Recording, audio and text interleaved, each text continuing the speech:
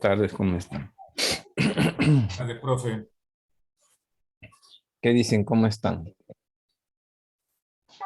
Bien, profesor. Buenas tardes. Buenas tardes, ¿qué tal? Buenas tardes. Buenas tardes con todos.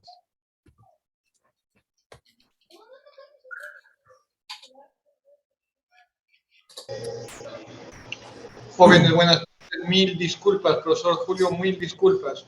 No te preocupes, así sucede. Horrible mía. Ha Ya, sido ya. culpa mía, muchachos. Listo, no te preocupes. Aquí estamos para seguir avanzando. Listo. Bien, creo que ya han entrado, creo, la gran mayoría. Vamos avanzando. Eh, con ustedes ya empecé el movimiento rectilíneo todavía. Todavía no, profesor. Todavía. Ya vamos empezando.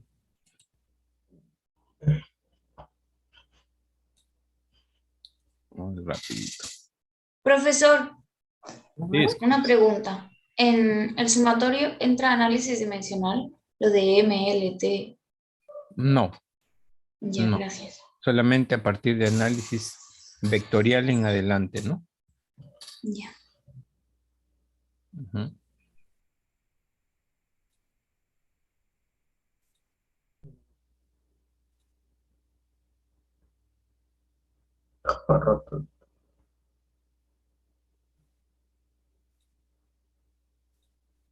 Listo. Muy bien. Entonces vamos empezando.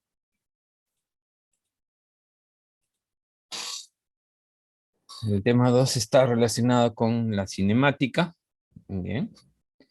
Aquí podemos observar claramente qué es lo que hace la cinemática, ¿no? La cinemática lo que hace es estudiar el movimiento en general, no solamente rectilíneo, ¿no? En general estudia el movimiento. Buenas tardes, profesor. Buenas tardes, ¿qué tal? Y en este caso, para este tema que vamos a desarrollar,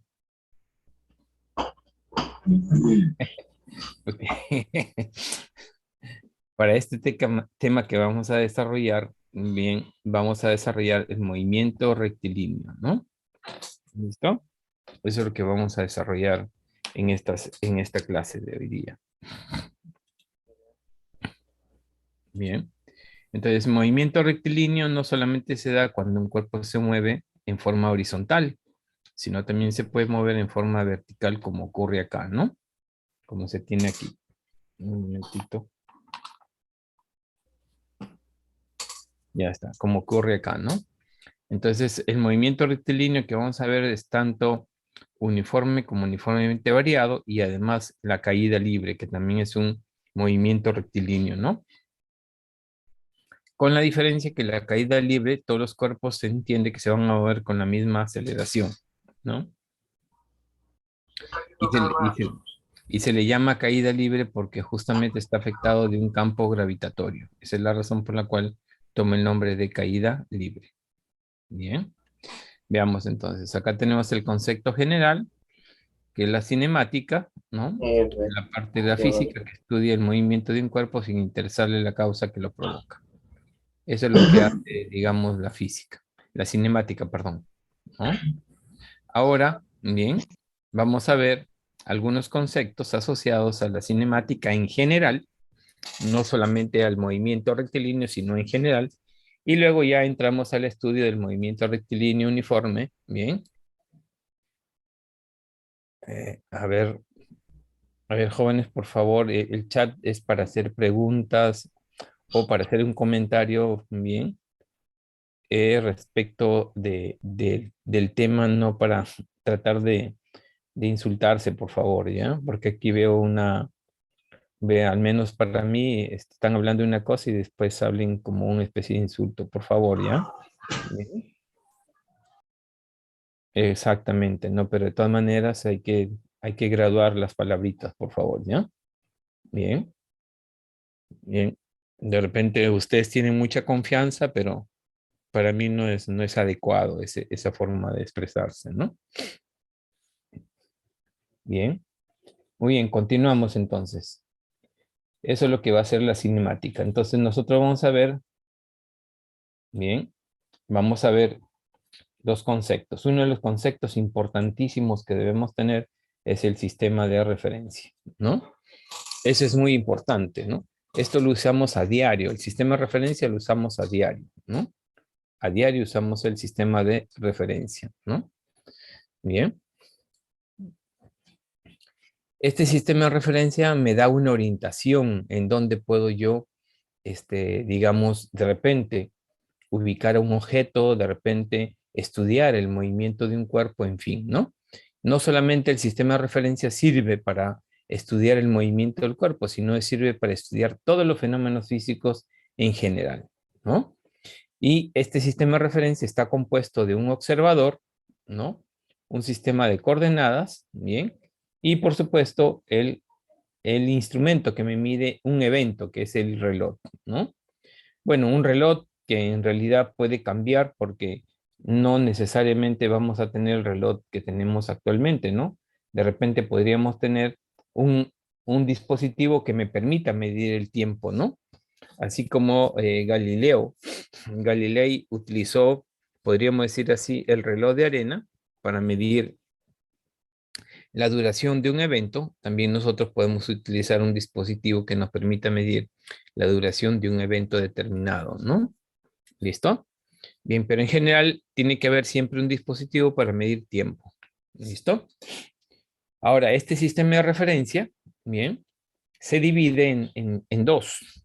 Tenemos el sistema de referencia inercial y sistema de referencia no inercial, ¿no? Bien, el sistema de referencia inercial se desarrolla bajo ciertas condiciones, ¿no? Digo esto porque generalmente cuando nosotros, por ejemplo, hablamos del sistema planetario, hablamos de el movimiento del electrón dentro de un átomo, consideramos, por ejemplo, que en el caso del sistema planetario, consideramos que el Sol no se mueve. En el caso del átomo, consideramos que el núcleo no se mueve, ¿no? Pero en general, ojo, en general todos los cuerpos, todos sin excepción, siempre tienen movimiento uno respecto del otro, ¿no? Solo que bajo condiciones, por ejemplo, como el caso del Sol, que tiene una masa muy, muy grande comparada con la Tierra, Júpiter, Saturno, entonces se puede considerar como si estuviera fijo, igual que el núcleo del átomo, ¿no? El núcleo del átomo tiene una masa muy grande comparada con la masa del electrón. Entonces podemos considerar que el núcleo del átomo no se mueve y los únicos que se mueven son los electrones, ¿no?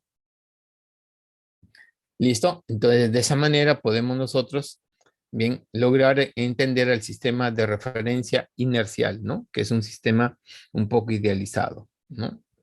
Acá tenemos el concepto general. Dice, es aquel sistema en donde el observador de referencia se considera en reposo, ¿no? O con movimiento rectilíneo uniforme, ¿no? Podemos afirmar también que en que todo sistema de referencia inercial se cumplen las 3 leyes de Newton, o leyes que les vamos a ver más adelante, ¿no? ¿Listo? Ahí tendríamos entonces el sistema de referencia inercial. Veamos ahora el caso del sistema de referencia no inercial, que es el más común, ¿no?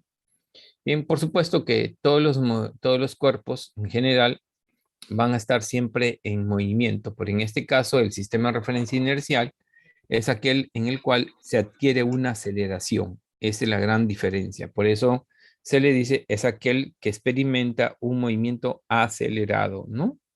Acelerado, tiene una cierta aceleración, en el cual se siguen cumpliendo las leyes de Newton. Dice, al observador se le denomina observador no inercial, el observador de este sistema de referencia. Ejemplo, por ejemplo, una persona que va en un auto, ¿no? En un auto y el auto se está moviendo con cierta aceleración. La persona que va dentro del auto representa un sistema de referencia no inercial, ¿no? Ese sería lo más común. Bien. Y además también debemos tener presente que el movimiento de un cuerpo es un movimiento relativo. Perdón, es relativo, perdón. El movimiento de cualquier cuerpo siempre es relativo. Bien. Es decir, siempre los cuerpos están en movimiento uno respecto del otro, ¿no? Siempre.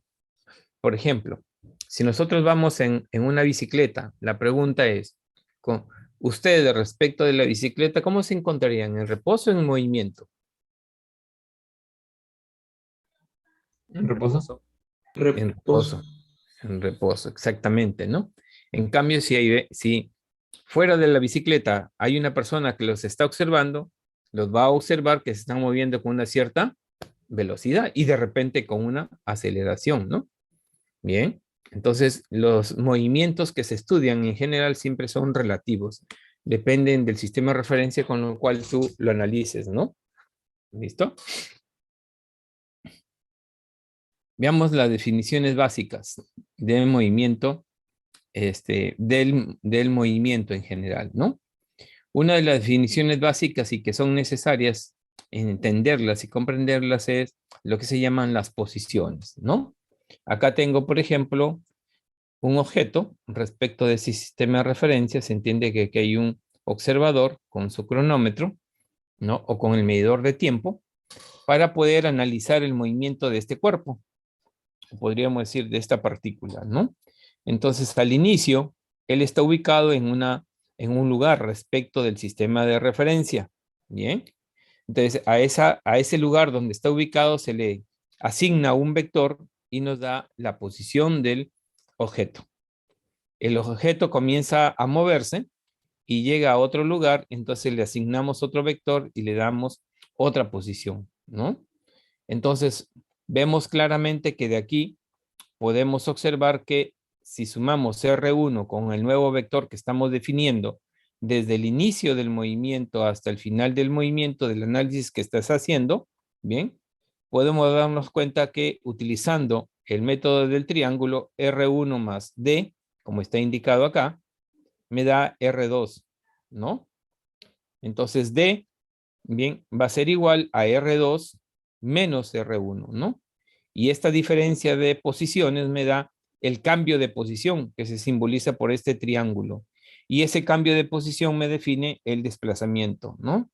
Entonces acá tenemos dos conceptos básicos, posición y desplazamiento, ¿no? La posición es la ubicación que tiene un cuerpo respecto a un sistema de referencia. Y el desplazamiento sería, bien, cuánto se ha movido el cuerpo respecto del mismo sistema de referencia, ¿no? De esa manera definimos a la posición y el desplazamiento. Y observen bien, la posición y el desplazamiento son magnitudes vectoriales, no son escalares, ¿bien? Es decir, tienen módulo, dirección y sentido, ¿no? Bien, esto es muy abstracto, profesor. ¿Cómo será que lo podemos ver en la realidad? Los aviones. Mi pregunta es, ¿respecto de quién se ubican los aviones?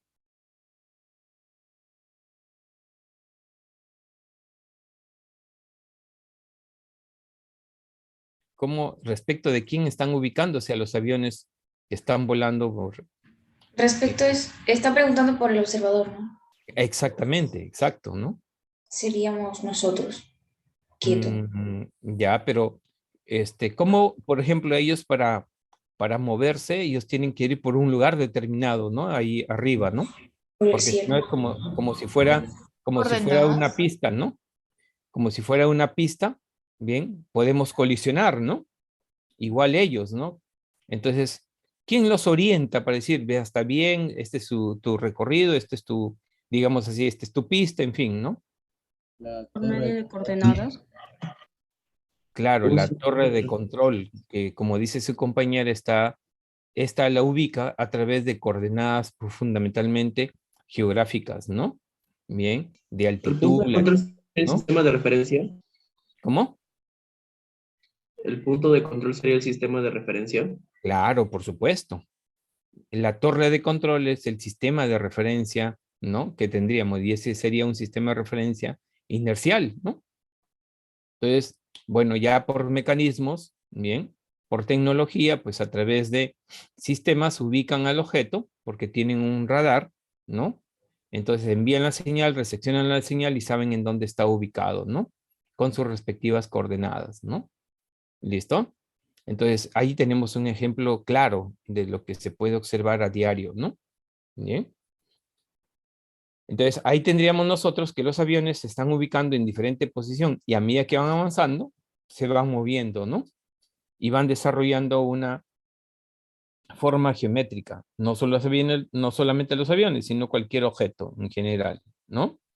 Y entonces esa forma geométrica que describen cuando se mueven se llama trayectoria del movimiento.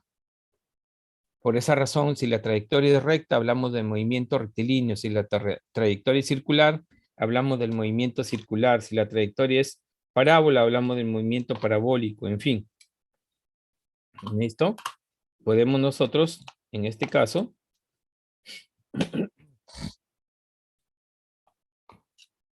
tener ahí los diferentes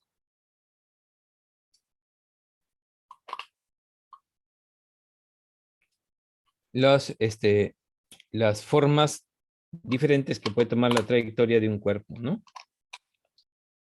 ¿Listo? Ahí está. Bien. Entonces, la forma geométrica que describe el cuerpo al momento de moverse se llama trayectoria. Acá tenemos una definición muy básica que está asociada al desplazamiento y que tiene que ver con algo que también tienden a confundirse, ¿no? Es lo mismo distancia que espacio recorrido, ¿no? Esa sería la pregunta, ¿no? Esto es algo real, ustedes mismos manejan esto, ¿no? A través de quién es, ¿cómo se llama? Google Maps, ¿no? A través de Google Maps, ¿no? Utilizan un Google Maps para ubicarse y para poder indicar, le ponen la posición, digamos, inicial, donde están ubicados y hacia dónde quieren ir, ¿no? Entonces podemos observar que aquí esta persona, por ejemplo, ha caminado de dos formas, ¿no? O dos personas han caminado de dos formas. Una ha salido, ha utilizado el camino verde. Son las Bien. 3 Y de la la otra ha tarde, utilizado en el punto. camino celeste, ¿no? ¿Listo? Ahí está. El camino verde y el camino celeste. Entonces, ¿qué de diferencia hay y qué en común tienen ellos dos? Si hablamos de dos personas que han caminado por diferentes caminos, como está indicándose acá. Lo común es que van a llegar al mismo lugar, ¿no? Parten de un mismo lugar y llegan al mismo lugar. Ese es lo común. Entonces, ¿qué han desarrollado? Han desarrollado el mismo desplazamiento y por lo tanto han recorrido la misma distancia. ¿Listo? Bien. Ahí está. ¿Qué viene a ser la distancia? El módulo del desplazamiento. Eso es lo común para ambos. ¿Y cuál es la diferencia entre ellos? La diferencia es que han caminado, bien, diferentes trayectos, que si comenzamos a sumar, nos vamos a dar cuenta que son diferentes. Es decir, usamos claro. En este caso, usamos la trayectoria, ¿no? Y esa trayectoria tiene una longitud. La de color verde tiene una longitud y la de color celeste tiene otra longitud. Y entonces los dos cuerpos, las dos personas, podríamos decir, han llegado al mismo lugar, por lo tanto han desarrollado el mismo desplazamiento y han recorrido la misma distancia, pero han obtenido diferente, bien, espacio recorrido. Es decir, la longitud de su trayectoria no es la misma en ambos casos. Bien, ahí está la gran diferencia, ¿no? No es lo mismo hablar de desplazamiento que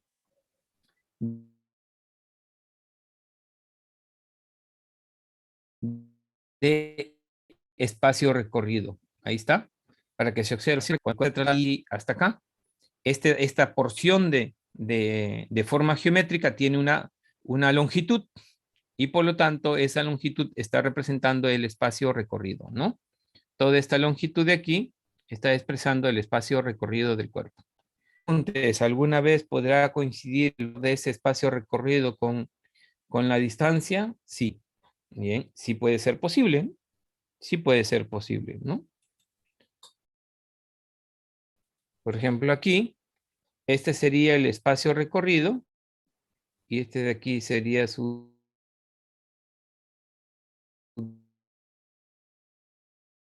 distancia, ¿no? Y ¿no? Esta sería su distancia y este sería su espacio recorrido 1 y el espacio recorrido 2. ¿Listo? De esa manera debemos entenderlo, ¿no? Entonces, no es igual distancia que espacio recorrido. ¿Ya? Eso que quede bien claro. Veamos ahora otros conceptos, como por ejemplo el de velocidad media.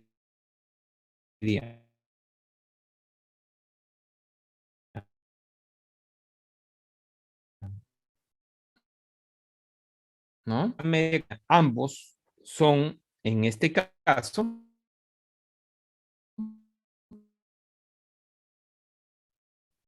magnitudes vectoriales. Ambos. ¿Y cómo se define la velocidad media? La velocidad media se define como el cambio de la posición, que viene a ser el desplazamiento, por unidad de tiempo. De esa manera se define a la velocidad media. Esa es la definición. Y la velocidad instantánea, ¿a qué se refiere? A la velocidad que tiene el cuerpo en cada instante de su movimiento, ¿no? No es lo mismo a la velocidad media. Podríamos decir que esta es la velocidad en cada intervalo de tiempo, ¿no? En cambio, esta es la velocidad en cada instante de tiempo, ¿no? No es lo mismo decir la velocidad media entre el intervalo en un intervalo de 5 segundos que la velocidad instantánea en 5 segundos. Son dos valores totalmente diferentes, ¿no? Bien, acá no voy a indicar cómo se hace en el sentido de la matemática que se está usando, simplemente es una definición. Bien, acá lo importante es que la velocidad instantánea es la aplicación de un operador que se llama el operador derivada sobre en este caso, sobre la posición. Al actuar la posición, el operador derivada sobre la posición, da como respuesta la velocidad. Así como ustedes tienen operadores en matemática o en razonamiento, donde actúa, por ejemplo, un operador sobre un número y les da otro número. Algo similar ocurre acá. No con números, sino con funciones, ¿no? Al actuar el operador derivada sobre la función que se llama posición, me va a dar una función que se llama velocidad. Y esa velocidad toma el nombre de velocidad instantánea, ¿no? Sea velocidad media o instantánea, la unidad de medida es la misma. Y en el sistema internacional es metros por segundo. Por supuesto que no significa que sea la única unidad en la cual se va a trabajar. También podemos tener kilómetros por hora, milla por segundo, en fin, ¿no? Pero la más usada es metros por segundo. ¿Listo? Ahí tendríamos entonces, en ese caso, bien, el concepto de velocidad media instantánea. Similarmente, podemos hablar de una aceleración media y de una aceleración instantánea, ¿no? ¿Listo? Similarmente. ¿A qué se refiere cuando se habla de aceleración media? Se refiere a cómo varía la velocidad en cada intervalo de tiempo. Bien, variación de la velocidad en cada intervalo de tiempo. Entonces, la aceleración instantánea, bien, nuevamente es la acción del operador derivada, pero ahora sobre la velocidad, ya no sobre la posición. Bien. Y de esa manera obtenemos los dos conceptos que estarían faltando para completar las ideas básicas o las definiciones básicas del movimiento, ¿no? ¿Listo? La aceleración media y la aceleración instantánea también, al igual que la velocidad media instantánea, son magnitudes vectoriales, no son magnitudes escalares. ¿Bien? Y la unidad de medida en el sistema internacional para esta magnitud se llama metros por segundo al cuadrado. Bien, ahí está los conceptos generales. Ahora sí vamos a entrar en detalle al movimiento rectilíneo, ¿sí? Tanto uniforme como uniformemente variado y la caída libre, ¿no? Veamos. ¿Qué significa movimiento rectilíneo? La característica que tiene es que la trayectoria que desarrolla el cuerpo es una recta, ¿no? Esa es su característica. Bien. Ahora, si se trata de un movimiento rectilíneo uniforme, se cumple esto. ¿Qué se cumple? Que la velocidad instantánea y la media son iguales. Bien, esa es la característica que va a tener el movimiento rectilíneo uniforme, ¿no? Cuando me hablan de velocidad constante, se está refiriendo a que es constante en módulos, dirección y sentido, ¿no? Si la dirección, el sentido cambia, entonces ya no es un vector constante, ¿no? ¿Listo? Entonces ahí tendríamos nosotros el concepto bien general del movimiento rectilíneo uniforme. Ahora, bajo este argumento, bajo esta condición, podemos determinar la expresión que me permite gobernar dicho movimiento, ¿no? Ahí está. Partimos de ese hecho, de la misma definición, y vamos a lograr obtener las siguientes expresiones. O la siguiente, porque es una sola. Ahí está. La posición es igual a la inicial más velocidad por tiempo, ¿no? Esa es digamos, la expresión general, ¿no? Que de repente algunos de ustedes no lo manejan, sino simplemente dicen, en el movimiento rectilíneo, la distancia es velocidad por tiempo, ¿no? Pero ese es un caso muy particular, ¿bien? Porque esto de aquí yo puedo pasarlo acá a restar, R menos R sub 0, y me quedaría B por T, ¿no? Y esto representa la distancia, ¿no? B por T. Que generalmente lo que más se trabajan o lo que más han trabajado ustedes es específicamente módulos, ¿no? No han trabajado con vectores. Bien. Aquí en algunos casos será necesario utilizar los vectores, en otros no. Muy bien. Entonces ahora este movimiento rectilíneo, bien, que se obtiene matemáticamente, también puede ser interpretado gráficamente, utilizando una gráfica. Bien. Una gráfica determinada para la posición con el tiempo, la velocidad con el tiempo, ¿no? Veamos cómo la interpretamos. Ya está. Cuando se grafica posición con tiempo, cuando se grafica la posición con el tiempo, bien, la relación, de acuerdo a lo que hemos visto, acá, esta es una relación lineal, perdón, una relación lineal, ¿listo? Ahí está. Esta es una relación lineal. Si graficamos, entonces nos va a salir una recta. Y la característica de una recta que tiene intersecto y tiene pendiente, ¿no? Y entonces la pregunta ahora, ¿qué significaría la pendiente? Entonces se logra determinar que la pendiente para la gráfica del movimiento rectilíneo de posición con tiempo, bien, me representa la velocidad que tiene el cuerpo, ¿no? La velocidad constante que tiene el cuerpo. Esto es la velocidad. Entonces, esta es la gran ventaja que se tiene, ¿no? Bien, si graficamos posición con tiempo, nos sale una recta cuya pendiente de la recta es igual a la velocidad. Entonces, no necesariamente tengo que utilizar la ecuación para encontrar la velocidad. Ahora, bien, la velocidad en este movimiento es constante, pero también se puede graficar, ¿bien? Y se puede obtener una gráfica de velocidad con tiempo, ¿no? Acá está, velocidad con tiempo. Entonces, si graficamos velocidad con tiempo para este movimiento, va a salir una recta paralela al eje del tiempo. ¿Bien? ¿Listo? Y en este caso, en este intervalo de tiempo, voy a encontrar un área. Esa área representa velocidad por variación de tiempo. Por lo tanto, esa área bajo la distancia recorrida. Y eso no es solamente válido para el movimiento rectilíneo. Bien. Este es válido para cualquier movimiento que se pueda originar, ¿no? Siempre y cuando la gráfica sea velocidad con tiempo. Si yo tengo una gráfica velocidad con tiempo, ¿qué es lo que voy a obtener? Siempre la gráfica velocidad con tiempo me determina el área bajo la curva y esa área me da la distancia recorrida por el móvil, ¿no? Aquí es fácil porque salió un rectángulo, ¿no? Pero hay casos en los cuales ya no es tan sencillo, ¿no?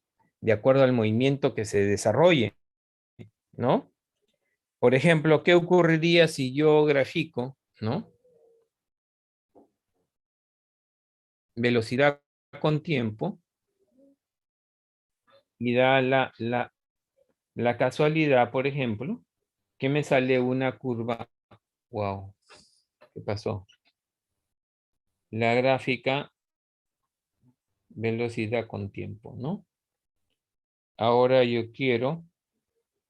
hago la gráfica y veo que me sale así, por ejemplo. ¿Será posible calcular el área bajo la curva? Sí, solo que por el momento no lo pueden hacer, pero posteriormente sí lo harán. De un tiempo 0 hasta un tiempo 1.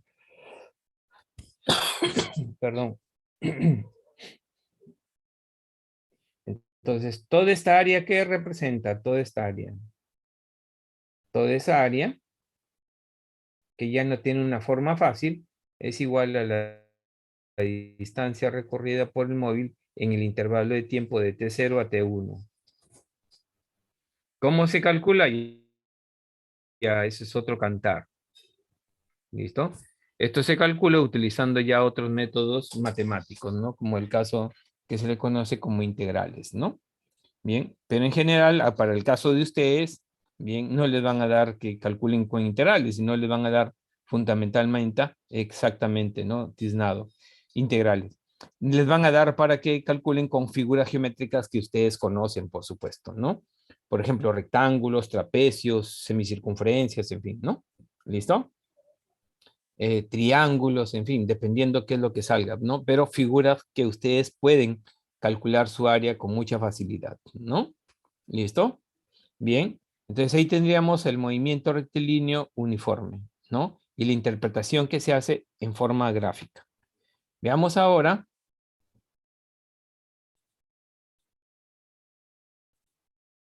el caso del movimiento rectilíneo uniformemente variado. ¿Cuál es su característica?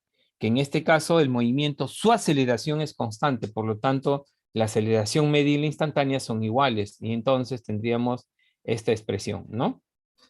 Bien, donde la aceleración la puedo entender simplemente con un cambio de velocidad en cada unidad de tiempo, ¿no? Bien, entonces, si consideramos el tiempo inicial 0 y el final como un tiempo t cualquiera, entonces mi ecuación me quedaría así, ¿no? Y esa sería una de las ecuaciones que gobierna el movimiento rectilíneo uniformemente variado, ¿no? Una de las ecuaciones, donde v significa velocidad final, v sub 0 la velocidad inicial, más a que representa la aceleración por el tiempo. La pregunta sería, profesor, todos los movimientos rectilíneos ¿pueden tener solamente aceleración constante? No. Hay movimientos rectilíneos que no tienen aceleración constante, sino una aceleración variable. Solo que aquí no los estudiamos simplemente, ¿no? Pero sí existen, ¿no? Movimientos, el caso más real, ¿no? Para no ir tan lejos, ¿no? Para, digamos, un poco pegarme a la realidad, ¿no? ¿Quién tendría un movimiento rectilíneo en el cual su aceleración vaya cambiando constantemente, ¿no? Y en algún momento de repente llega a tener movimiento rectilíneo uniforme, ¿no? ¿Sí?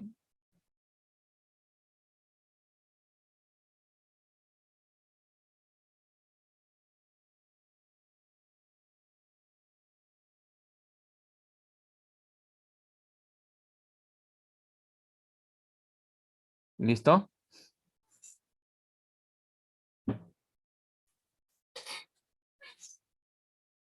Muy bien. Entonces, ¿quiénes son los que tendría en el caso real, ¿no? Un movimiento en el cual la aceleración no es constante? Pues simplemente todos los carros, todas las motos, todos los micros, ¿no? Bien, porque estos van moviéndose de acuerdo exactamente, un auto, los carros, la moto, la bicicleta, ¿no? De repente tienes una velocidad de aceleración constante y te obligan a frenar porque ya llegaste a la esquina donde hay un semáforo y tienes que detenerte, ¿no? Bien, ahí está. Y un micro de la misma manera, a veces aceleran rápido, bien, y luego desaceleran, ¿no? Pero no con una aceleración constante, sino con una aceleración variable. ¿Listo? Eso es lo que ocurre, ¿no? Si uno se pone a observar el movimiento de un auto, un micro, ¿no? Bien. ¿Listo? Muy bien. Entonces ahora vamos a ver otras expresiones que me permiten analizar el movimiento rectilíneo uniformemente variado, ¿no?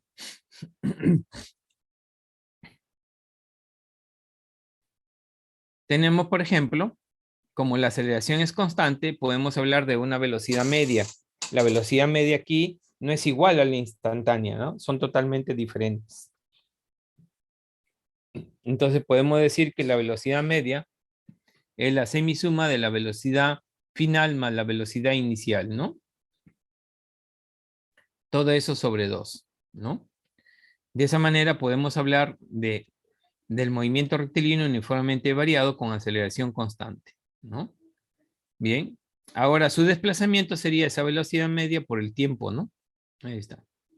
Y tendríamos otra expresión que gobierna el movimiento rectilíneo uniformemente variado, ¿no? Y bueno, de aquí ya podemos hacer algunos cambios, ¿no? Y podemos obtener el desplazamiento y la posición, ¿no? Que tiene el cuerpo. Observamos que ahora la posición ya no es una recta, sino tengo el tiempo al cuadrado. Por lo tanto, esto de acá ya no representa a una ecuación de una recta, sino de una curva. Y específicamente esa curva se llama parábola, ¿no? Ojo, no quiero decir con eso que el movimiento es parabólico, que quede bien claro que la parábola se forma debido a la relación funcional entre la posición y el tiempo, más no es la ecuación de la trayectoria, que es totalmente diferente, ¿no? ¿Listo? Son dos cosas totalmente distintas. Entonces ahí tendríamos nosotros el caso del movimiento rectilíneo uniformemente variado. Velocidad, distancia, posición. Bien, nos damos cuenta ahora que la posición y la distancia son ecuaciones cuadráticas. Ya no es lineal como el caso del movimiento rectilíneo uniforme. También se puede obtener una última ecuación que mucho se utiliza. Bien, como velocidad final al cuadrado es igual a la inicial al cuadrado más 2 veces la aceleración por el desplazamiento, ¿no?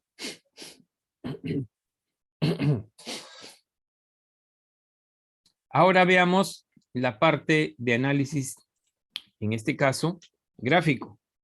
Si graficamos posición con tiempo, ahora ya no vamos a tener una recta, como ocurría en el movimiento rectilíneo uniforme, sino una curva. ¿Y qué me indica esa curva, por ejemplo? ¿Qué me indica esta curva, no? ¿Qué puedo yo decir de esa curva? En primer lugar, al tener ya la gráfica posición con tiempo ser una curva, entonces lo que me está indicando es que la pendiente de esa curva no es constante. Ese es lo primero que tenemos que tener en cuenta. Y creo que acá está, ¿ve? Esta curva indica que la pendiente ya no es constante. ¿Y qué representa eso para el movimiento? Lo que me está indicando que la velocidad que va a tener el cuerpo no es constante, sino va a ir variando, ¿no? Sino que es variable, como es de esperar para este tipo de movimiento. ¿Listo? Entonces, la pendiente de una curva, bien, es variable, no es constante. Porque si fuera constante, la pendiente de una curva se convertiría en recta, ¿no? ¿Listo? Ahí tendríamos nosotros, en este caso, la gráfica posición con tiempo para este movimiento. Lo mismo podemos hacer el análisis para el caso del movimiento rectilíneo uniformemente variado, ¿no? De la velocidad con el tiempo, ¿no? Nuevamente, si graficamos velocidad con tiempo, en realidad esto sería así, ¿no? V sub 0 más A por T. Y esta es la ecuación de una recta, y esto es justamente lo que sale acá. Donde esa recta tiene una pendiente, y esa pendiente representa justamente la aceleración del movimiento, ¿no? Como se está indicando acá, ¿no? Ya está, aceleración del movimiento, ¿bien? Y además, por supuesto que es constante, porque la recta, la pendiente de una recta es una constante. Cualquier par de puntos que tú cojas, por aquí, por acá, o en cualquier parte de la recta, la pendiente te va a dar el mismo valor. ¿Listo? Y ahí tendríamos nosotros al movimiento rectilíneo uniformemente variado, ¿no?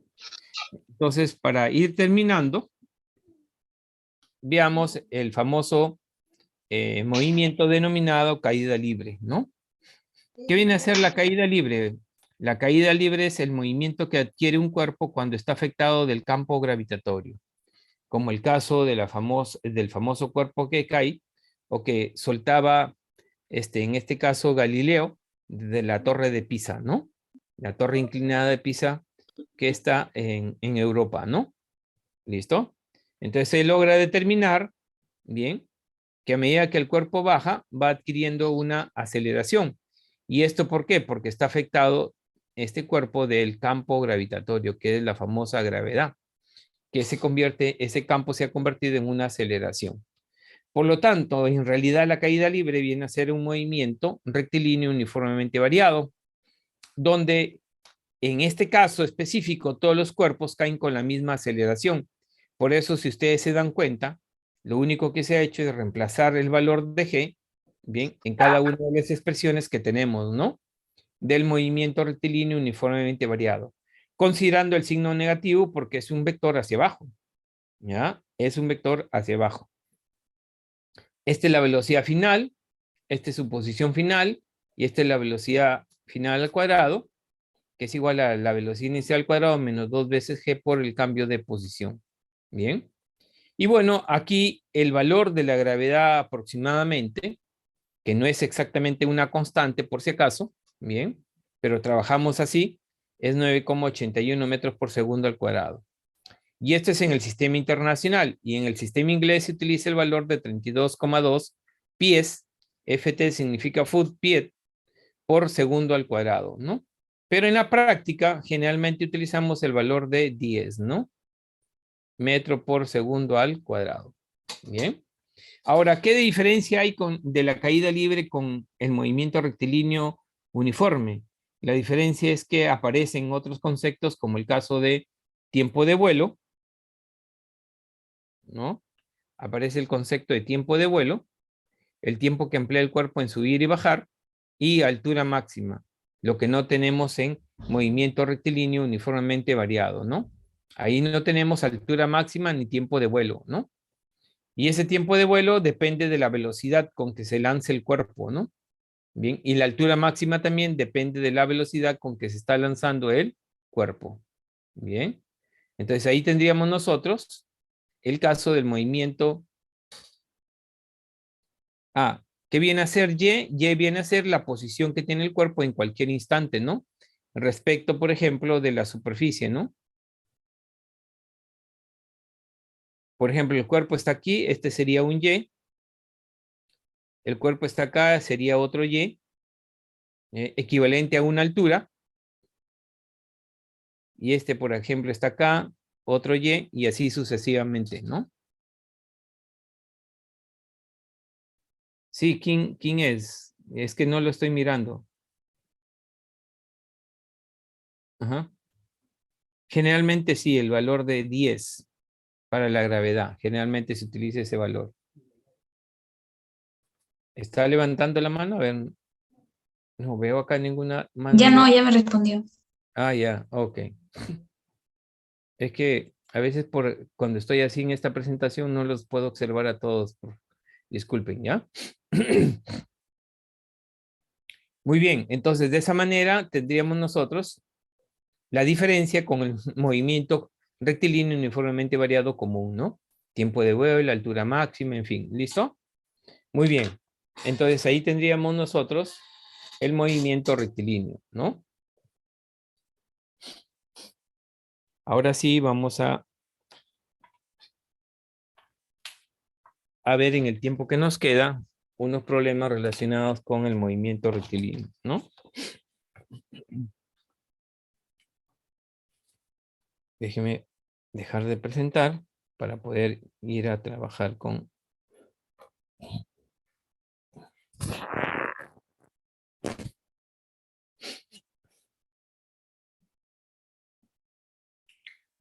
Listo.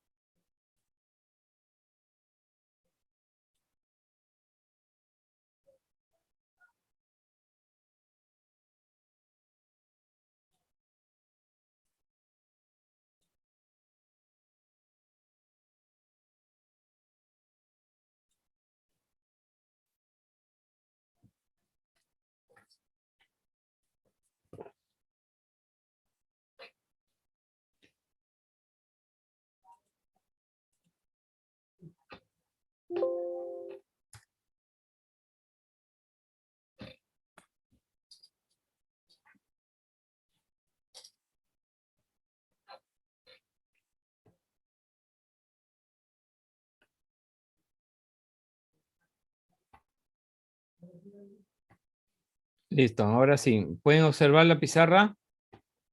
¿Sí le están observando? Ya, ok. Sí, profesor. Dice, un móvil que va a 12 kilómetros por hora llega a su destino a la hora T. Si va a 18 kilómetros, se demora 1 hora menos. ¿Con qué rapidez tiene que ir para llegar a la hora T más 1, ¿no? Bien. Entonces podríamos decir así lo siguiente, ¿no? Tenemos acá un móvil. Vamos a hacer la idea de que tenemos acá el móvil.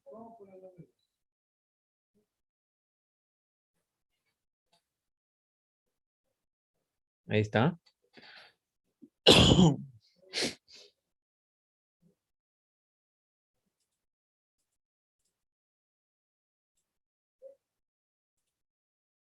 Acá tendríamos así. Profe, aquí se hace lo de velocidad inicial y velocidad final, ¿no?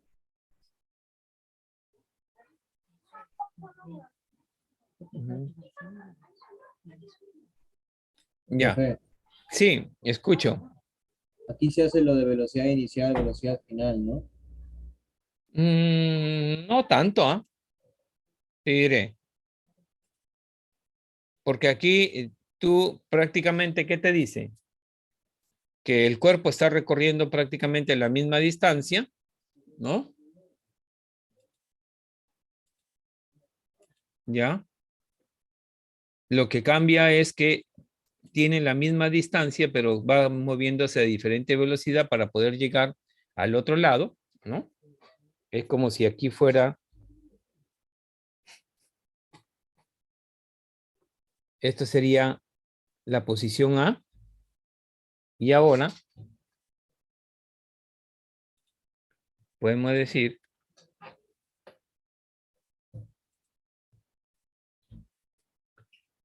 que el cuerpo llega a la posición B, ¿no? Ahí está. Esta sería la posición B, ¿no?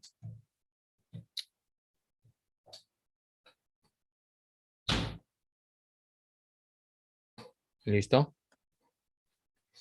Esta sería la posición B. Significaría que siempre, para que vaya de A a B, siempre recorre la misma distancia, ¿no? Y en cada instante, mira, va primero con una velocidad, utiliza un tiempo T. Va con otra velocidad, utiliza un tiempo T, 1 hora menos, o sea, T menos 1. Va con otra rapidez, ¿cuánto vale si ahora el tiempo es T más 1, ¿no? Entonces yo diría, la distancia va a ser igual a 12 por T. ¿Listo? Y esa misma distancia es igual a 18 por T menos 1. ¿Estamos claros? Porque si ahora se demora 1 hora menos. ¿Listo? Entonces aquí tendríamos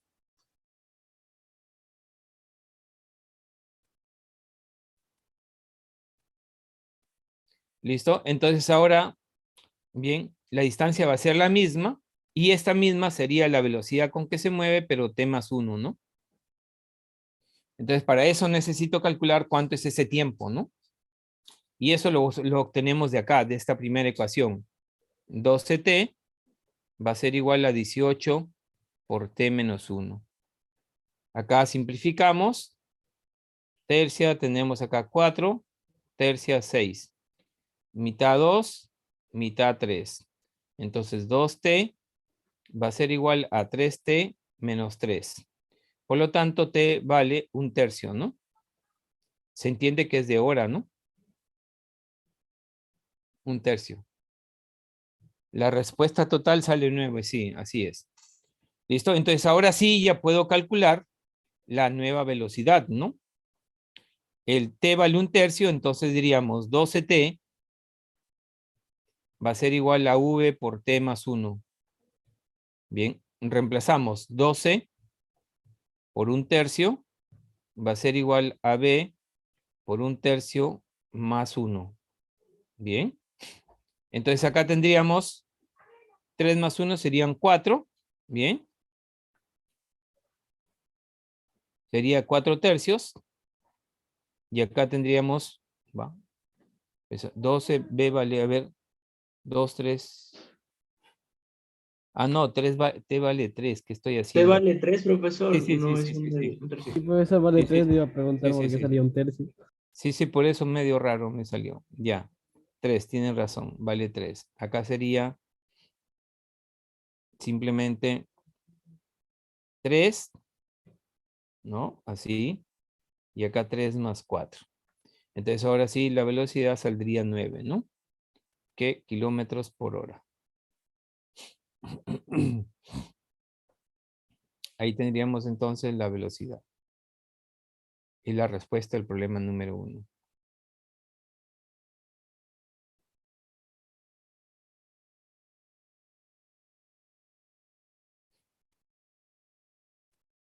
¿Listo? Muy bien, entonces ahora continuamos con el caso del problema número 2.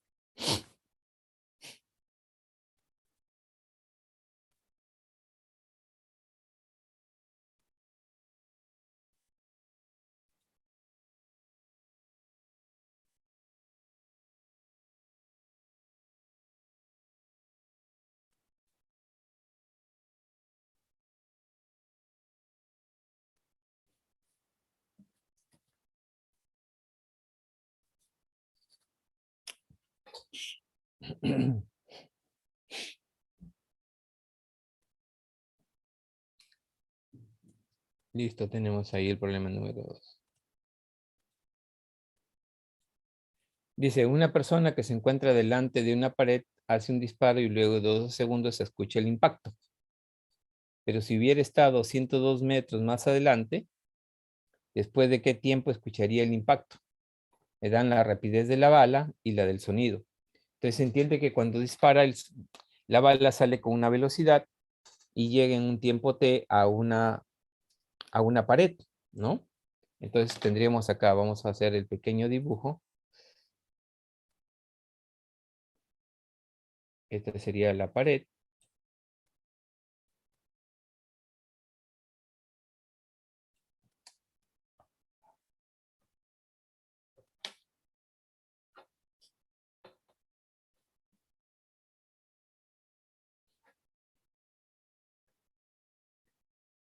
Tenemos que trabajarlo desde aquí.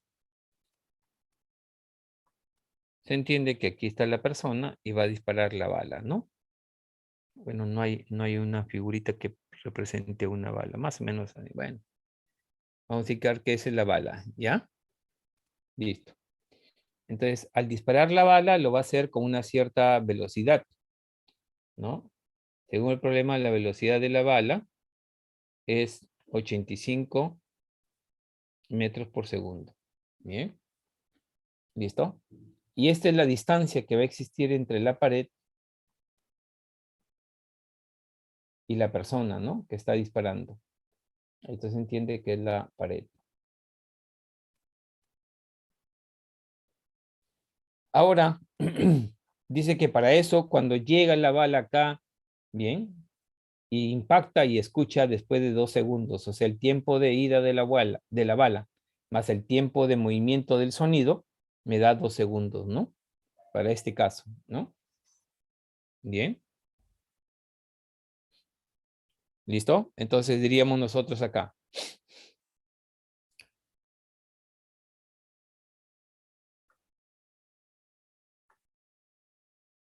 D va a ser igual a velocidad de la bala por el tiempo 1. Y esto va a ser igual a la velocidad del sonido por el tiempo 2. Y el tiempo 1 más el tiempo 2 es igual a 2 segundos. Eso es lo que debemos entenderlo, ¿no? Bien. Entonces, vamos a calcular primero cuánto es esa distancia, ¿no? Entonces diríamos acá, velocidad de la bala, 85 por el tiempo 1. Va a ser igual a velocidad del sonido, 340 por el tiempo 2, pero el tiempo 2 sería 2 menos T1, ¿no? Ahí está. ¿Listo? Entonces acá tendríamos hacer una simplificación. Está mi celular, acá está.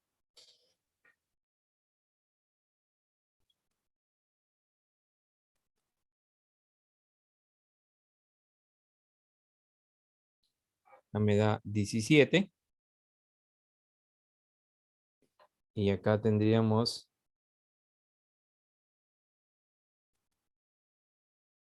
68. Y si no me equivoco, 68 entre 7 es 4, ¿no? Ujú.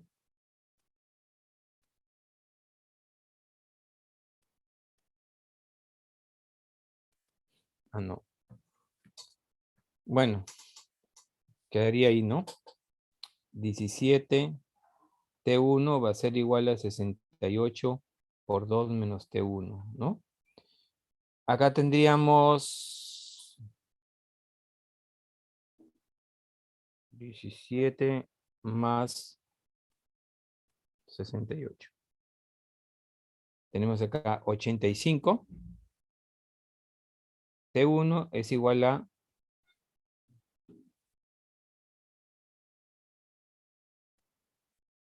136.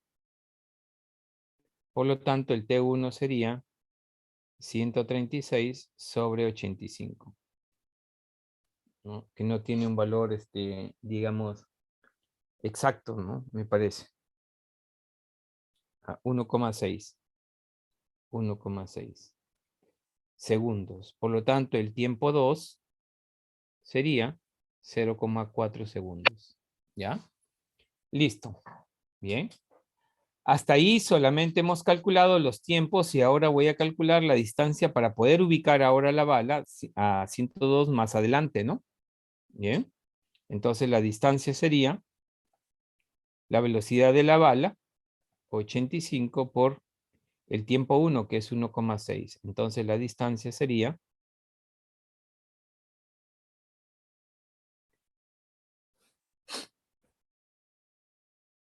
me sale 136 metros. Esa es la distancia que tiene la bala con respecto a la pared. Ahora me dice, pero si hubiera estado 102 metros más adelante, significa que la bala, ¿no? Significaría que la bala va a estar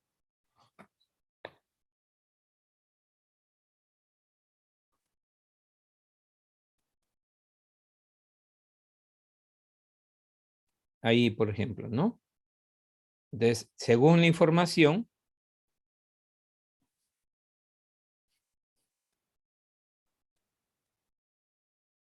esto vale 102. Bien. Entonces, me quedaría 34 metros, ¿no? Ahí está. Entonces, la bala va a seguir saliendo con 85 metros por segundo y el sonido va a seguir moviéndose con 340. Entonces, hay que calcular los tiempos empleados por cada, en este caso, por la bala y por el sonido para poder calcular bien el tiempo total. Porque el tiempo dice, después de qué tiempo escucharía el impacto, si es que está más adelante, ¿no? Entonces diríamos acá, 34 es igual a 85 T1. Por lo tanto, 34 entre 85 es igual a T1. Ese es el tiempo que va a llegar la bala hacia acá. Bien. Y tendríamos acá lo siguiente, ¿no?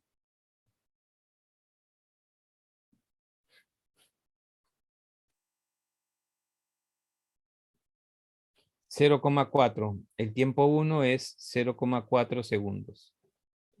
Ahora, el sonido va a recorrer la misma distancia, 34, pero ahora regresando para que escuche el disparo, perdón, para que escuche el sonido del impacto, bien, la persona. Entonces, 34 será igual a 340, perdón, aquí es 34, disculpen.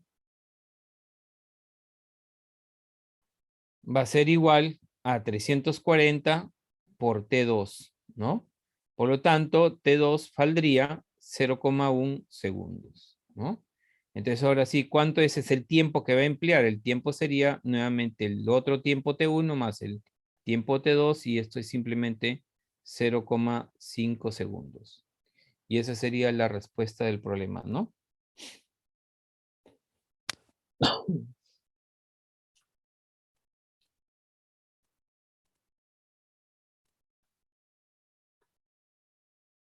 Ahí está.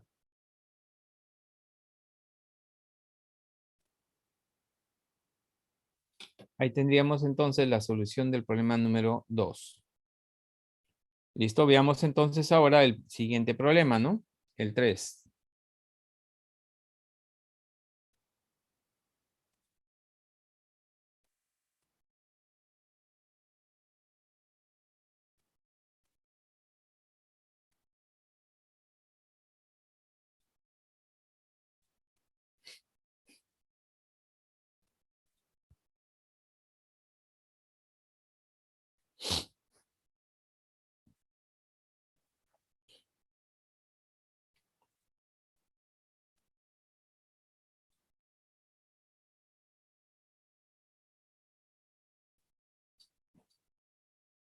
Ahí está.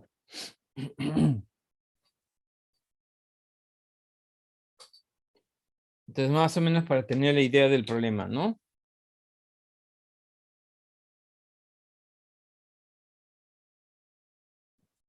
Ahí está. Entendemos que aquí hay una persona, acá hay un farol.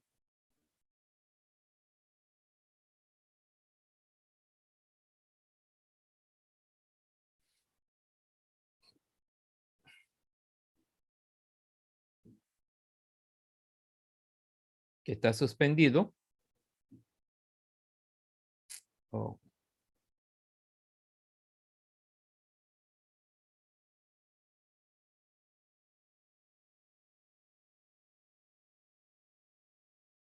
A una altura h. Ahí está. Me dice además que h es el doble de 2h, que viene a ser, digamos, la altura de la persona. Entonces se entiende que por aquí hay una persona que se está moviendo, ¿no? Vamos a suponer que esta es la persona que se mueve y esto tiene una altura h.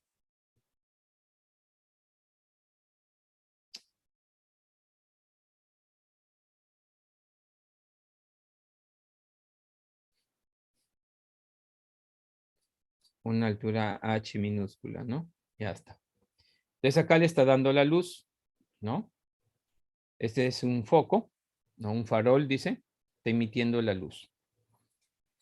Dice, hallar la rapidez de la sombra proyectada por la cabeza del hombre sobre la tierra. La rapidez del hombre, o sea, la velocidad con que se mueve el hombre, es 3 metros por segundo. Entonces voy a suponer que el hombre está por acá, ¿no? Vamos a suponer que el hombre está por acá, ¿no? Entonces el hombre ha recorrido una cierta altura y la sombra también ha recorrido una cierta altura, ¿no? Entonces lo que voy a hacer es lo siguiente. Bien. Esto es lo que se ha desplazado el hombre, ¿no? Que le voy a llamar D. Esto es lo que se ha desplazado el hombre, ¿no? Y D va a ser igual a la velocidad del hombre por el tiempo, ¿no? Que emplea en moverse hasta acá. Listo. ¿Qué más? La sombra al inicio era 0, es decir, aquí estaba la sombra, ¿no? Prácticamente. Cuando llega acá, la proyección del rayo llega por acá. Entonces, esto es lo que se ha movido la distancia de la sombra, ¿no? Ahí está. Entonces, la distancia de la sombra sería velocidad de la sombra por t. Es la misma, ¿no? ¿Listo? Muy bien, entonces ahora lo que voy a hacer es esto.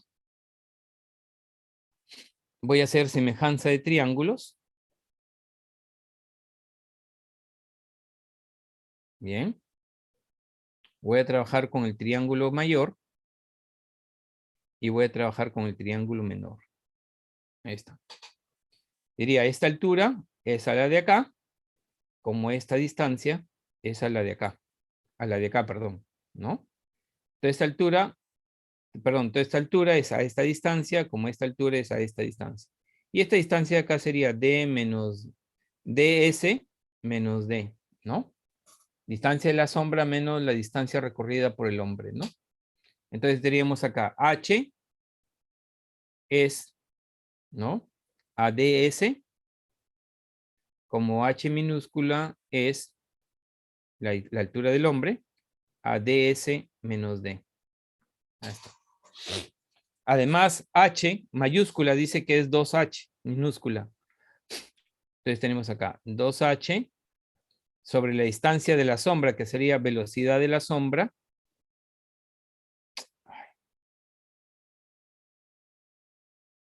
Velocidad de la sombra por T. Y esto va a ser igual a H minúscula sobre la distancia de la sombra, que es velocidad de la sombra por T, menos la distancia que recorre el hombre, que sería velocidad del hombre por T. Nos damos cuenta que el H se elimina y el T también se simplifica, ¿no?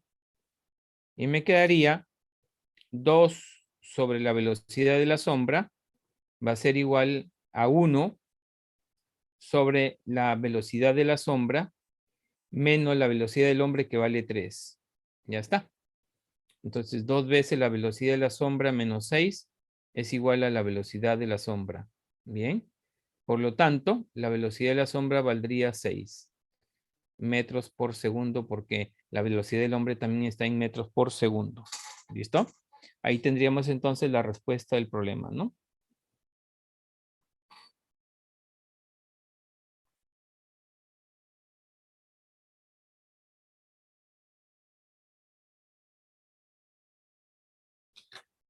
Listo, y de esa manera podemos analizar este problema, ¿no? El problema número 3. ¿Hay alguna pregunta? Por acá creo que sí. 4A, ya. La 4A, no. La respuesta es otra. No sale A. ¿Se lo puede volver a explicar, por favor? Ok. Entonces me dice que hay un hombre de altura H que pasa por debajo de un farol. Este es el farol, ¿no? Este es el farol. Está pasando debajo del farol. Al inicio, cuando pasa exactamente debajo del farol, no genera sombra, ¿no? Entonces, a medida que el hombre se mueve, la sombra va moviéndose también, ¿no? Y por lo tanto, a medida que el hombre se mueve, su cabeza, como la sombra, también se mueve. Entonces, voy a suponer que el hombre se ha movido hasta acá, hasta ahí, un momento determinado, utilizado un tiempo T. Bien. Dice, hallar la rapidez de la sombra proyectada por la cabeza del hombre sobre la tierra, es decir, sobre esta superficie. Esto está representando la tierra, ¿no? Dice, la rapidez del hombre es 3 metros por segundo. Entonces, como dato tengo que H mayúscula, la altura que tiene el farol respecto a la tierra, es 2 veces la altura del hombre, ¿no? Esa es la información que me dan. Entonces, diría que cuando se ha producido el movimiento, el hombre se ha desplazado a una distancia D. Pero la sombra se ha desplazado a otra distancia distinta, ¿no? Porque me piden la cabeza de la sombra. Al inicio no había proyección de sombra. Ahora, como ya el hombre se movió por acá, su proyección de sombra estaría por acá. Aquí estaría la sombra, la cabeza de la sombra, ¿no? Bien, del hombre. Entonces, desde que empezó el movimiento hasta acá sería la distancia de la sombra. ¿Listo? Y esta sería la distancia de la persona. Entonces, ¿qué hago? Semejanza de triángulo, ¿no? Observo claramente, ¿no? Que ahí tenemos un triángulo y acá tengo otro triángulo, ¿no? Entonces, esta altura es a toda la distancia, por eso le pongo acá, le puse acá, en este caso, le puse acá h sobre la distancia de la sombra, ¿no? Esta altura de aquí es a esta distancia de acá, hasta acá. Esta altura del hombre es a esta distancia, y esta distancia sería la distancia de la sombra menos la distancia que ha recorrido el hombre, ¿no? Ahí está. Ahora reemplazamos. El hombre, su altura es 2 veces, perdón, la altura h es 2 veces la altura del hombre, ahí está. La distancia de la sombra sería la velocidad de la sombra por el tiempo. La distancia de la sombra, velocidad de la sombra por el tiempo, menos la distancia del hombre, que es velocidad del hombre por el tiempo. ¿Y por qué al mismo tiempo? Porque tanto el hombre como la sombra comienzan a moverse simultáneamente, ¿no? El h lo elimino, el t también, y me quedaría así, ¿ve? 2 sobre velocidad de la sombra es igual a 1 sobre velocidad de la sombra menos la velocidad del hombre, que vale 3. Y de aquí despejo y obtengo la velocidad de la sombra. ¿Listo? De esa manera podemos nosotros determinar cuánto valdría la velocidad de la sombra para el problema número 3. ¿Está claro ahora? Sí, profesor. Ok. Sí, profesor. Vamos viendo el problema número 4.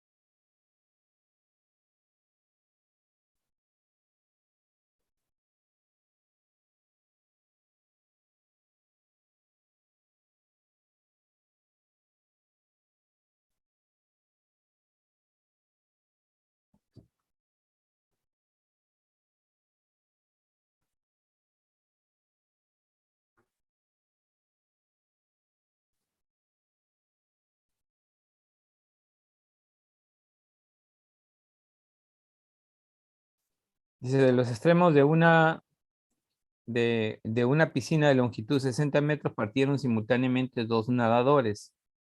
Uno de cada extremo con rapidez constante de v y 2v, perdón. Teniendo en cuenta que v vale 1, entonces es como si uno estuviera moviéndose a 1 metro por segundo y el otro a 2 metros por segundo. Asumiendo que los nadadores voltean instantáneamente para cambiar de dirección, cuando llegan al otro extremo de la piscina y cuando se encuentran por última vez dejan de nadar, ¿no? ¿Cuántas veces se cruzaron si estuvieron nadando durante un tiempo de 3 minutos, no 3 segundos, ¿no? Sino de 3 minutos. ¿Listo? Muy bien. Vamos a tener la idea. Vamos a tener más o menos la idea.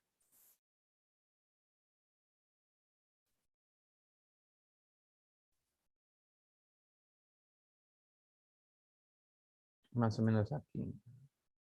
Bueno, esa es una representación, digamos, un poco de arriba, ¿no? Acá tendríamos el nadador que va con una velocidad de v, caramba, de una velocidad de v, y acá 2v, ¿no? Los extremos. Y la distancia, esto vale 60L, le vamos a poner, ¿no? ¿Listo? ¿Qué más tenemos de información? V es 1 metro por segundo y 2v sería 2 metros por segundo. Ya está. ¿Qué otra información? El tiempo total que se mueven es 3 minutos o 180 segundos, ¿no? Porque cada minuto vale 60 segundos. ¿Listo? Muy bien. Bien. Listo. El primer tiempo que estaría ocurriendo, bueno, esto es algo que en un caso muy particular podremos indicar lo siguiente. El primer tiempo para el cual ellos se encuentran, este se mueve para acá y este se mueve para acá, ¿no?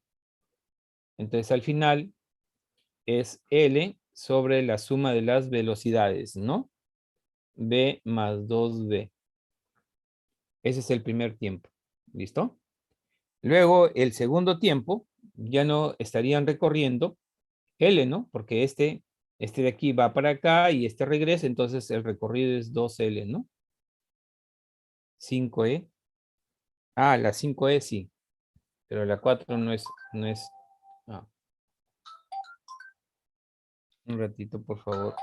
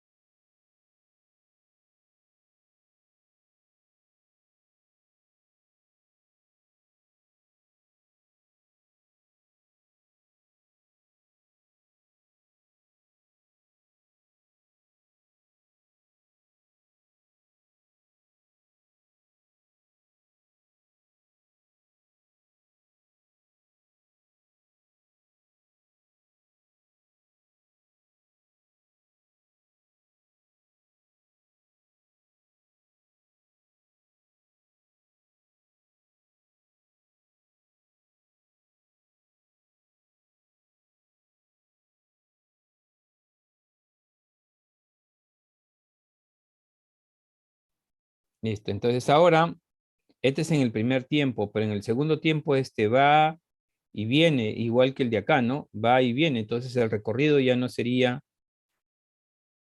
L, sino 2L, ¿no? B más 2B, ¿no? ¿Listo? Entonces tendríamos que tener no un solo tiempo, sino tendríamos que tener muchos tiempos, ¿no? TN tiempos. Y todos esos tiempos 4 prácticamente serían en punto. bien equivalentes, ¿no? ¿Por qué? Porque va y viene y al final van a recorrer siempre 2L, ¿no? Bien. Entonces nosotros podríamos hacer lo siguiente, ¿no? Y podríamos decir así, más un tiempo N, ¿no? Bien. Que equivale a decir también 2L sobre B más 2B. Entonces el tiempo total, es decir, este tiempo, viene a ser la suma, ¿no? T1 más T2 más T sub N, ¿no? Y entonces, bien, vamos a tener que el tiempo total sería L sobre B más 2B más N menos 1 por 2L sobre B más 2B. ¿Y por qué N menos 1? Porque ya le quité el 1, pues el 1 es diferente del resto, si ustedes se dan cuenta, ¿no? Bien, es diferente. El 1 es solamente L sobre la suma de las velocidades, ¿no? De la rapidez. Bien. Entonces, a partir de aquí, puedo reemplazar los valores y puedo determinar el valor de N.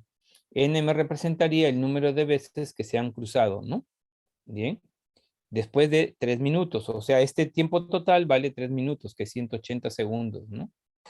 ¿Listo? Entonces, ahora sí, 180 va a ser igual a L sobre 3B, bien, más N menos 1 por 2L sobre 3B. Entonces acá tendríamos 180 por 3 prácticamente, o por 3B vamos a poner. Y acá me quedaría L más N por 2L menos 2L. Por lo tanto, tendríamos acá que la velocidad vale 1 por 3, sería acá 180 por 3. Va a ser igual a 120, 2 por 60, por N, menos 60, ¿no? Que vale L, ¿no? Este menos 2L más L me quedaría menos L. Entonces el 0 acá lo simplifico. Factorizo sexta, o simplifico sexta 1, y acá sexta 3. Entonces acá 3 por 3, 9. Va a ser igual a n menos 1, ¿no? 2n menos 1. Porque aquí he factorizado el 6, no el 2. Y esto me quedaría que n es igual a 5, ¿no?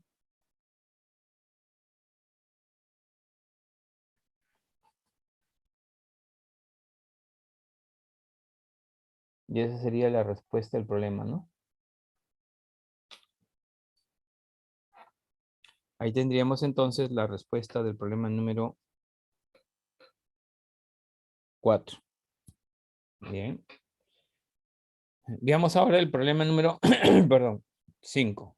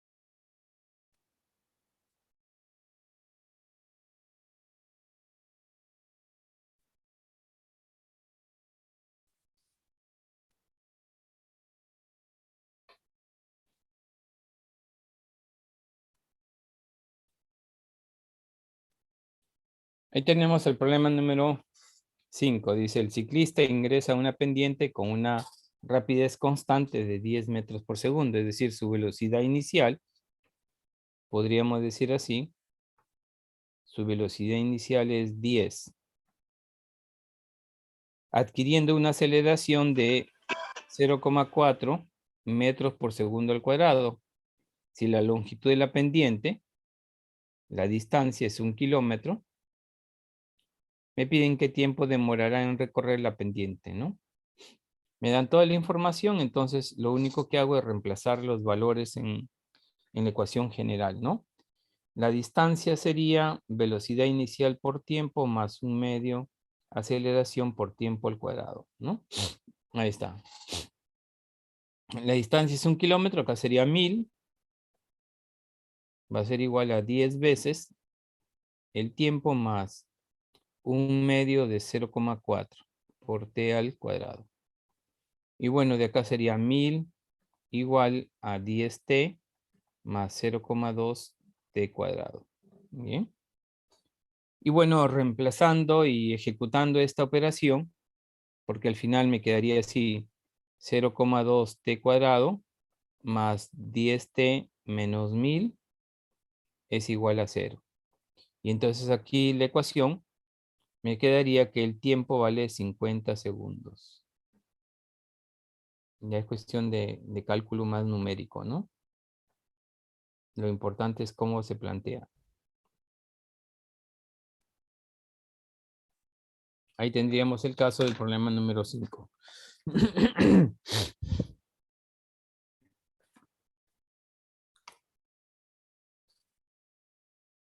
Listo, ahí tendríamos entonces la solución del problema 5.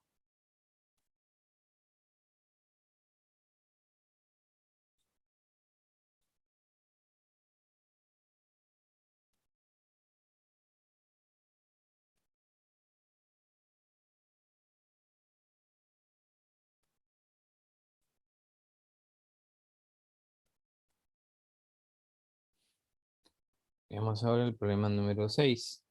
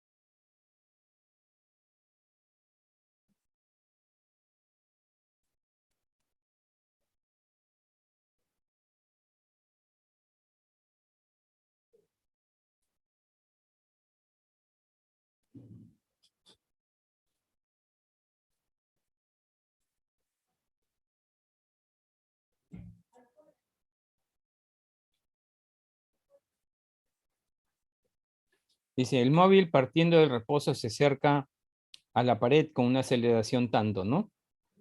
Entonces ya tengo información ahí. Me dicen que parte del reposo. Entonces la velocidad inicial del móvil es 0 y la aceleración es 0,5, ¿no? Dice, el cavernícola que está sobre el móvil emite una señal sonora y cuando ha avanzado 0,16, recibe el eco, ¿no? Bien. Dice, hallar la distancia aproximadamente a que se encuentra la pared del punto de partida. Rapidez del sonido es 320. ¿Ya? O sea, me piden esta distancia de prácticamente, ¿no? Oh, bueno, voy a ponerle aquí de 1, ¿ya? ¿Listo?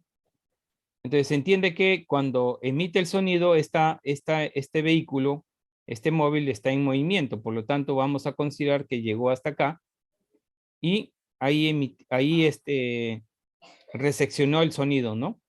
Entonces esto sería el D1 que le he llamado, ¿no? Que es 0,1. Entonces prácticamente el sonido tiene que recorrer toda esta distancia de aquí y nuevamente llegar hasta acá. Bien, porque emite el sonido aquí.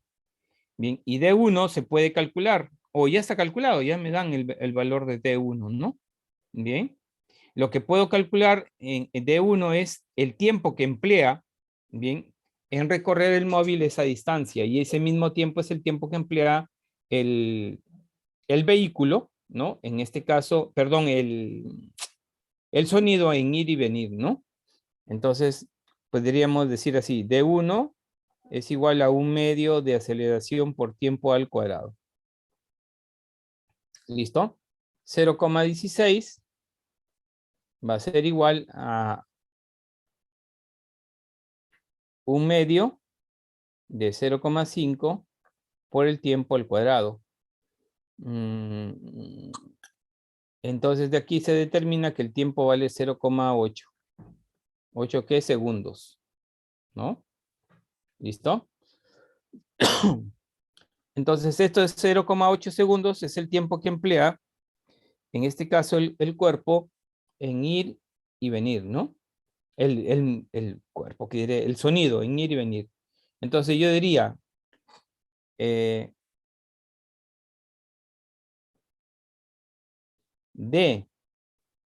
más D menos D1, esto me da 340 por T. ¿No? Desde que emite el sonido, la onda sonora viaja, llega acá una distancia D, y cuando regresa, en este caso, escuche el eco cuando está aquí. Bien, por lo tanto, la distancia de regreso del sonido no es la misma, ¿no? Si no, simplemente fuera 2D, ¿no? Bien. Entonces, acá me quedaría 2D menos 0,16 va a ser igual a 340 por 0,8. Y de aquí despejamos 2D va a ser igual, bueno, este 0 con este 0 se simplifica y vamos a sumarlo, ¿no? Dividirlo, bueno. Tendremos acá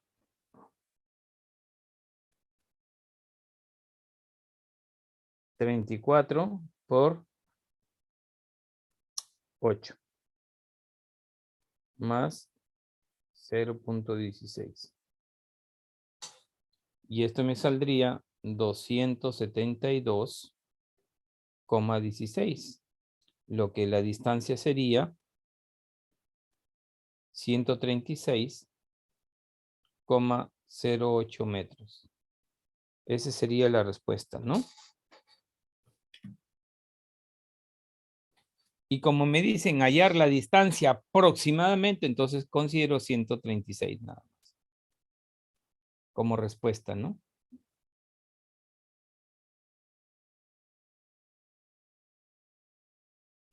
Listo, ahí tendríamos entonces el problema número 6. Bien, jóvenes, nos vamos a quedar ahí. En la próxima terminamos con los problemas, les doy las claves y luego avanzamos en el otro tema. ¿Listo? Muy bien. Ya me Ok, paso a profesor. retirar, porque de Hasta luego. repente el profesor ya está ahí. Gracias, profesor. Gracias, ahí, pues, profesor. Muchas gracias, profesora. Hasta luego, profesor. Gracias, Hasta luego. profesor. Hasta luego, auxiliar, me paso a retirar.